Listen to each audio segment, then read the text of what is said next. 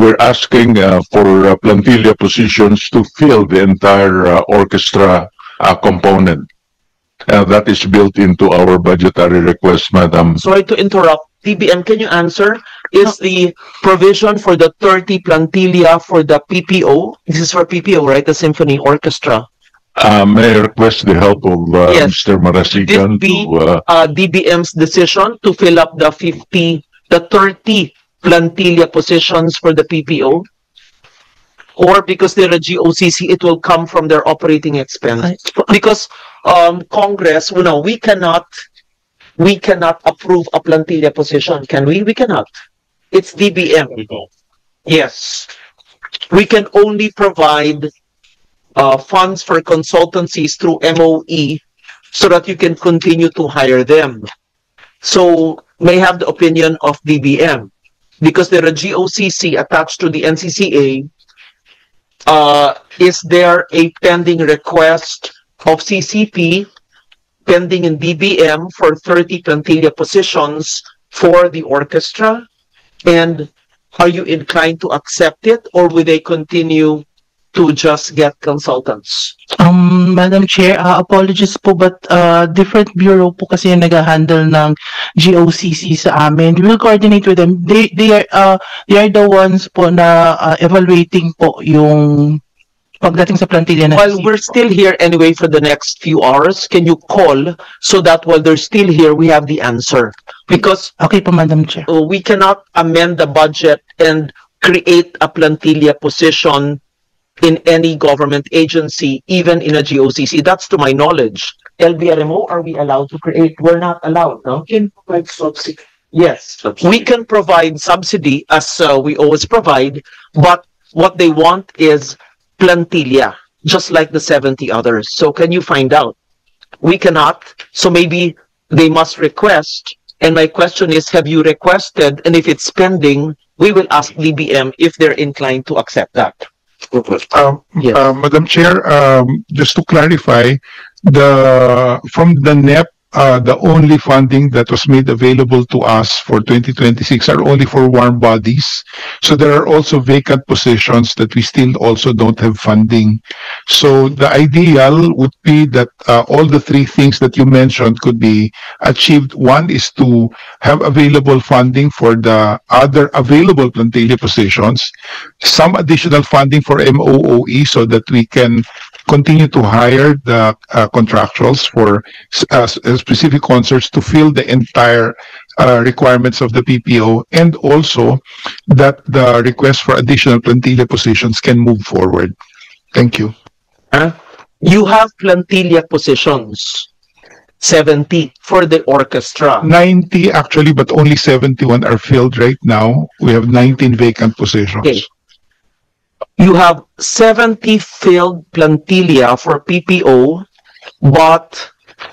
and that's provided by DBM, right? Yes. Yes. Yes. There's 20 more available plantilla, but not filled or not funded. Not funded.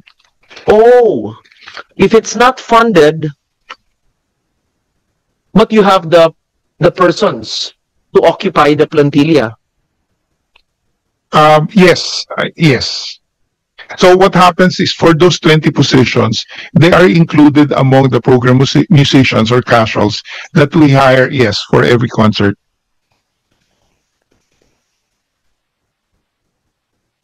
Madam Chair, I'm looking at the staffing summary. Dito, correct me if I'm wrong, this is a report given to us. 104 unfilled positions. Yes, sir. That's the total for the entire organization. Correct, correct. So can't you, diba ang request is additional 20? Only for the Philippine Philharmonic Orchestra. Hindi ba kasali ng 20 dito sa... Yes, sir. Bakit hindi kasali? Sir, kasama po sila dun sa 104 na vacant.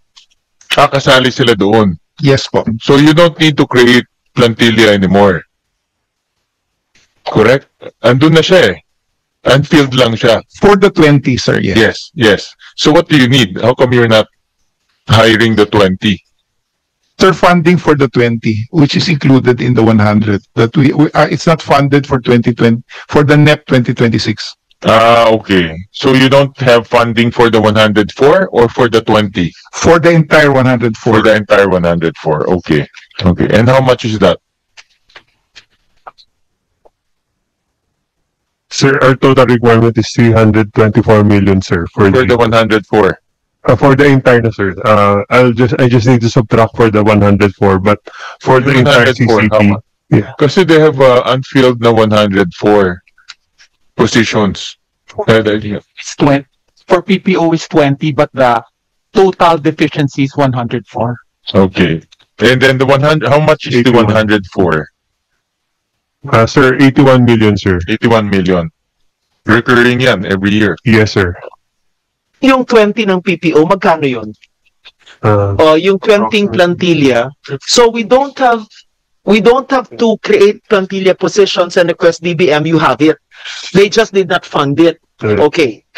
Does it make a lot of difference if the musicians in PPO are paid through plantilla? So the 70 will be 90. Kung pagbigyan kayo at iplantilla lahat yan, malaking diferensya. Yes, Madam Chair. Okay, magkano po yung 20 na plantilla? Just a roundabout amount. 12 Huh? million. Madam, it's 12 million for the 20. How much? 12 million for Million. 12 million for the year. Hindi na natin. Thank Ako you. Ako na. Thank you Ako po. naman. Sige na. So, okay. Bakit hindi binigay ng TPM? May anong dahilan?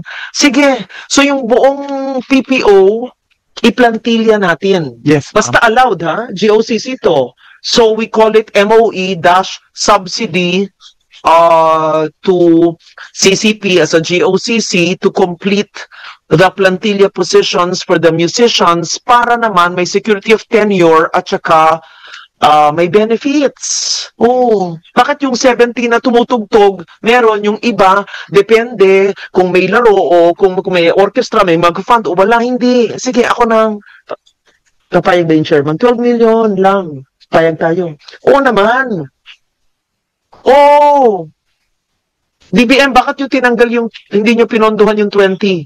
12 million ka? Madam Chair, ang same with the national government po, ang funded po talaga sa mga is yung field positions po, same with the national government. And ang nag-evaluate daw po ng plantilla positions ng mga GOCC ay yung GCG po. Tatanungin ko sa budget ng GCG, bakit hindi, sige, tatanungin natin, kanina, kay, ano yun, GCG ba natin, lagot sila.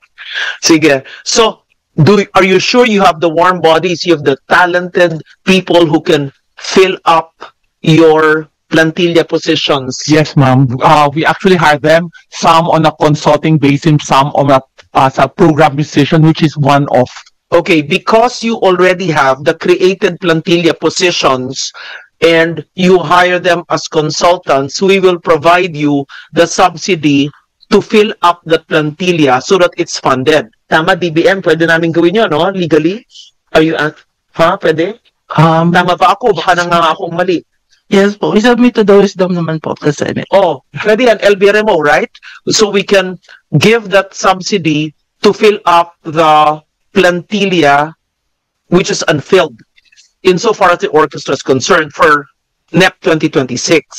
Pero sa susunod na NEP, kayo na ang magpuno. Para hindi kami ang nagpupuno. Subject to GCG. Okay. Clear yun, ha? Yes, Madam Chair, and subject to filling up. So, meron na nga ang tao. Yes po, once na ma-record po siya na filled. Yes, ayun na nga. Yun lang ang kailangan. I-fill up ninyo, kami ang nagpondo as an amendment. Yan, nakabuti nandyan yung chair, 12 million lang. So, sa next budget cycle, nandun na siya, filled up na siya. Alangan man ibabalik siya sa consultant, na plantilla na siya. Okay, so solved. Yung symphony, ha? Yung iba, saan ba yung iba? Yung iba sasagutin ng chair.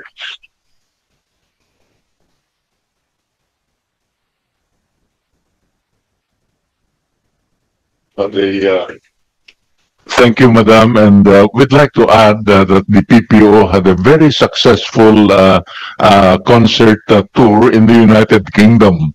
And in the UK, the PPO performed in 10 cities. And the report that we have from independent critics is that they performed excellently in the 10. Concert sa Kamanava, sa Valenzuela naka-base, malapit sa amin sa Malabon. Hindi yata tayo ganun, ma'am. Ako? Ako pala. Oh, hindi. Ano ka? Sige na. Imbitahin mo ang Malabon, Navotas. Yes.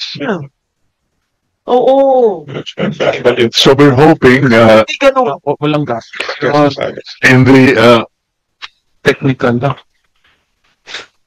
in the past year, Madam, if you recall, with your assistance, the PPO was able to perform in Batangas and in Antique.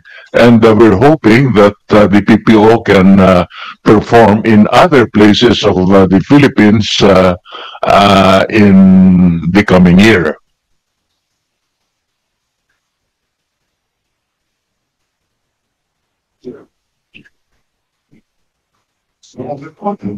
You still have remaining funds for the last 3 months of the year for performance based on our amendments, or you've used everything? Kasi hindi natuloy yung Batangas eh. I funded the Antique. So, meron pa kayong natitira? Yes. Wala na. Yes, ma'am. We're going to be going to Dumaguete this December. Okay, good. And also Pampanga. The others are nearby, the ones that we can travel to by land, because it's really the airfare that's very expensive. My amendment was Batangas and Antique. Yes. I did not utilize Batangas. So, we still have the portion for Batangas which can be for elsewhere, right? Yes, yes po.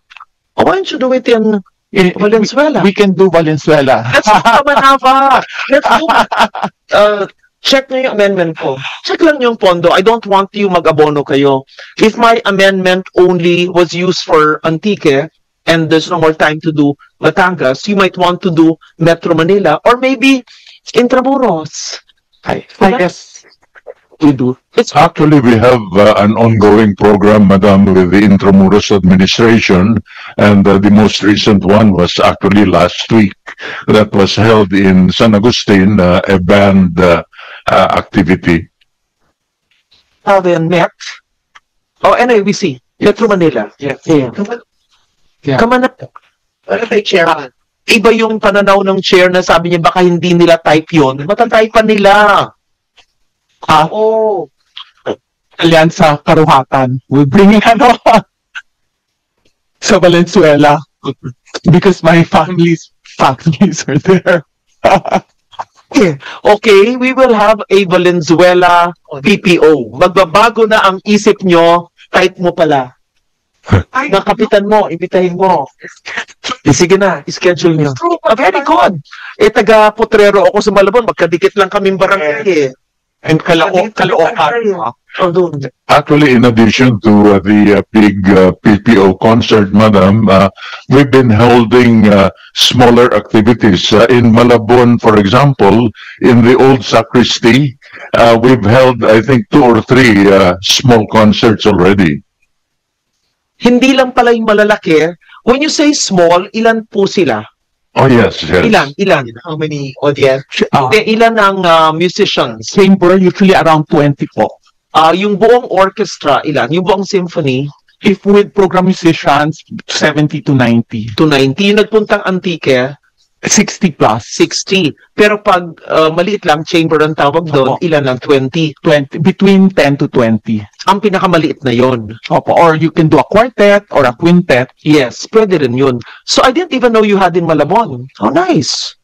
Very good. Last year. Minsan, let's even have a quartet here in a committee room. Oo, para makita naman ng lahat, magka-music naman dito. Sige na, ngayon may budget hearings, as puro Blue Ribbon, ganun. Oo, para sumaya may mga tao dito, di ba? Full orchestra para full grandeur talaga ng PPO. Walang lugar dito para ito. O, sana yung Christmas. bayang magiliw sa Lunes, Oh, yes. pwedeng sa session hall, quartet na lang. Yes. Quartet, pwede sa Monday? check mo ba? Oh, you check. Sige, yung aming Bayang Magiliw, Yes. at one performance, one music, one song, kayong pumili sa Monday. Okay. Ask SP office, sino bang in charge niyo? Accounts ang in charge dun.